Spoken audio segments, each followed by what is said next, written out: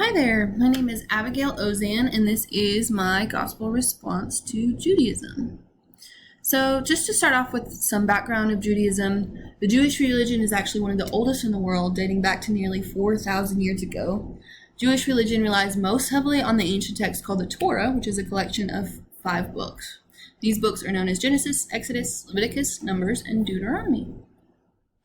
Other important texts for the Jewish religion include the Talmud, the prophetic books, and the additional writings, which mostly make up the history of early Jewish people. And of these collections, only the Talmud is actually not shared with New Testament Christians. The Torah, the prophetic writings, and the wisdom literature all make up what Christians would call the Old Testament.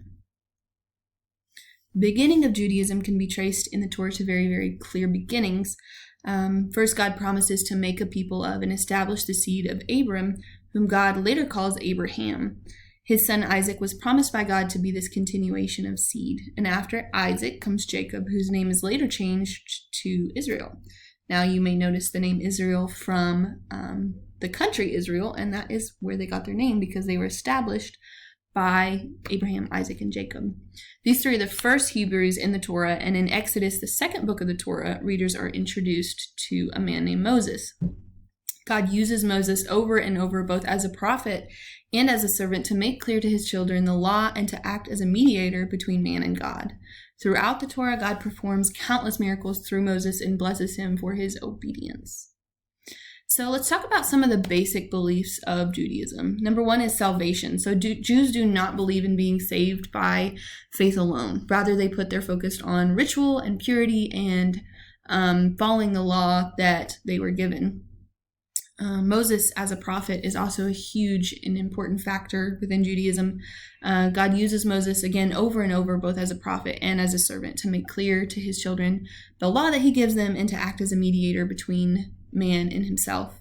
And Jews see Moses as a very, very important figure in their history, and he wrote a lot of the text of their scripture.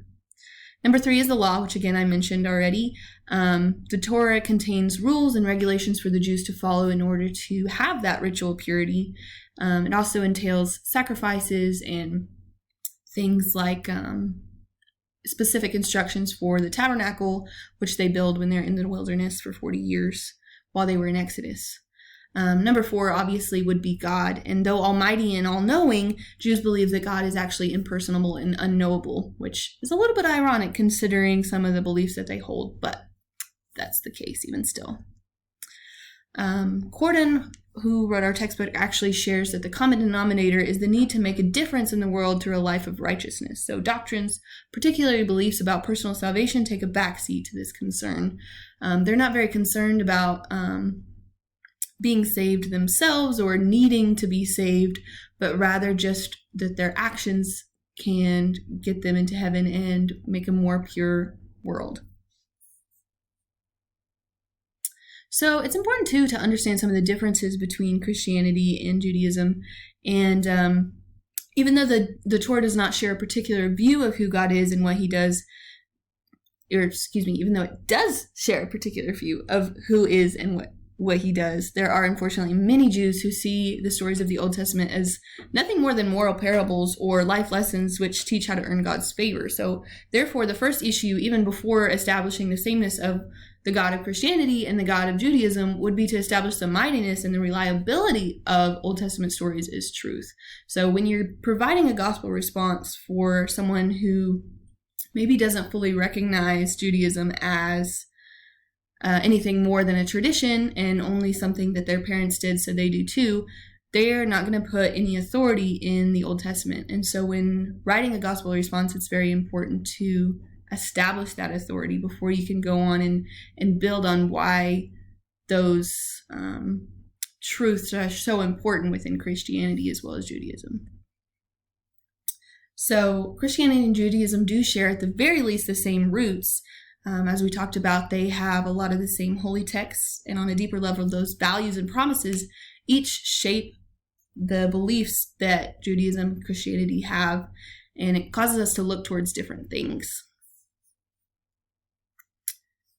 So, in building a gospel response, Christians need to understand that they have to do so in love. They can't do it with hatred or with a heart of malice or ill intent towards Jews or to annihilate Jews or with any other intent than to share the truth of Christ in love. So, Christian love is shown by the interactions with those who don't believe the same things and even who wish ill upon Christians for their beliefs. One quote I really enjoyed from one of my source texts was, "It is easy to love those who are most like us, but it is distinctively Christian to love those who are least like us. To be like Jesus means to love those who are often opposed to us or at a minimum who profoundly disagree with us. When Jesus redeems us from sin and death, he compels us to become like him, and he sends us on a mission to proclaim the gospel to all people everywhere." When we are loving Christ properly and when we are serving him properly, there's going to be fruit of that. And one of those fruits is love. And we want to share that love with other people. And we're going to want to approach other people with a heart that is very evident of those fruits.